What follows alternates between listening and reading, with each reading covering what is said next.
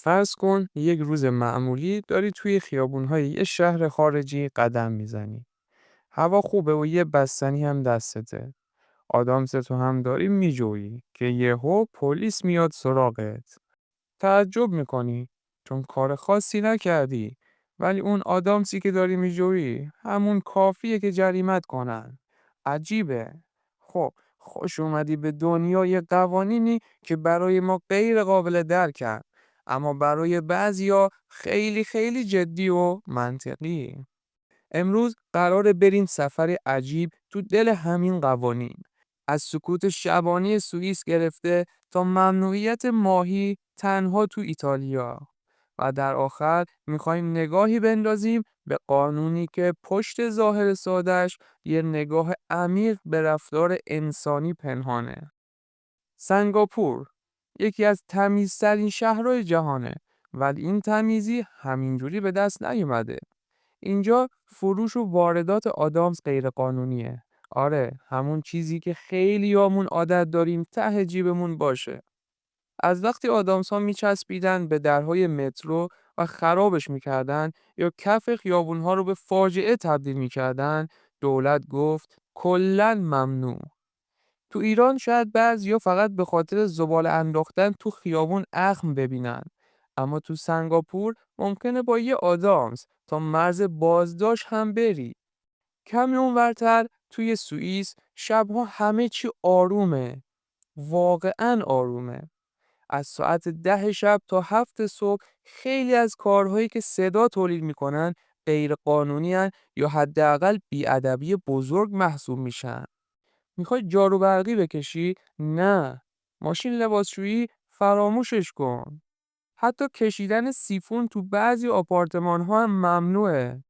خودت تصور کن اگه همچین قانونی توی ایران بود، با این فشار آب معروف بعضی طبقات، نصف مردم نصف شب لو میرفتن.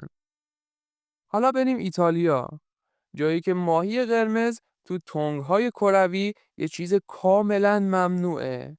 نه فقط به خاطر اندازه تنگ، بلکه چون اعتقاد دارن این فضا اکسیژن کافی نداره. نور رو بد میشکنه و استرس زیادی به ماهی وارد میکنه.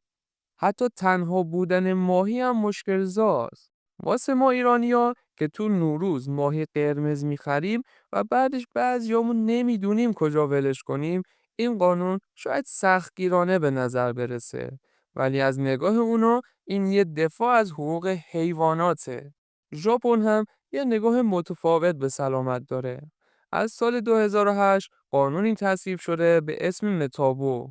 بر اساس این قانون افراد بین 40 تا 74 سال باید سالانه دور کمرشون اندازه‌گیری بشه. اگه بیشتر از حد مجاز باشه، شرکت یا اداره‌ای که فرد توش کار میکنه باید برای کاهش وزنش برنامه ریزی کنه. در واقع مسئولیت چاقی بر دوش سیستم اداریه، نه فقط خود فرد. یه جورایی شبیه اینه که ادارت تو ایران بهت بگه امسال باید 5 کیلو کم کنی وگرنه مرخصیت کم میشه.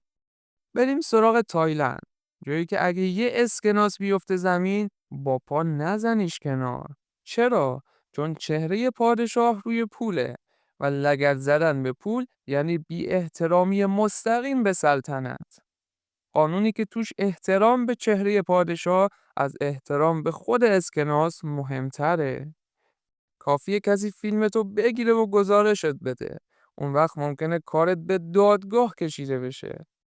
راستی، اگه قرار بود تو ایران یه قانون عجیب تصویب بشه، تو چه چیزی رو پیشنهاد میدادی؟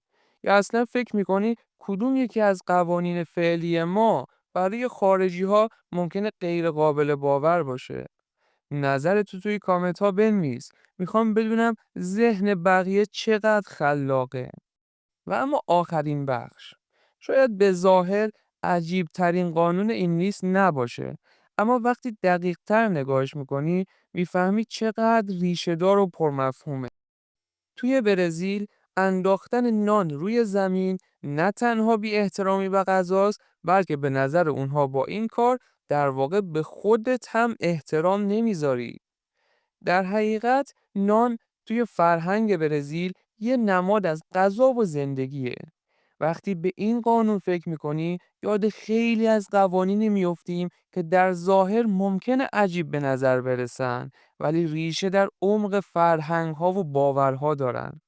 و اینجاست که میفهمیم قانون‌ها فقط متن خشک توی کتاب قانون نیستن.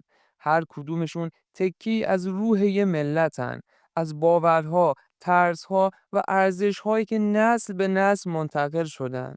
و گاهی از دل همین تفاوت‌ها میشه بیشتر از همیشه به شباهت‌هامون هم پی برد. اگه از این سفر کوچیک بین فرهنگ‌ها لذت بردی، دنیای ما هنوز پر از کشف‌های عجیب‌تره. پس همراهمون بمون تا با هم بیشتر از این دنیای ناشناخته رو کشف کنیم. این فقط آغاز یک سفره.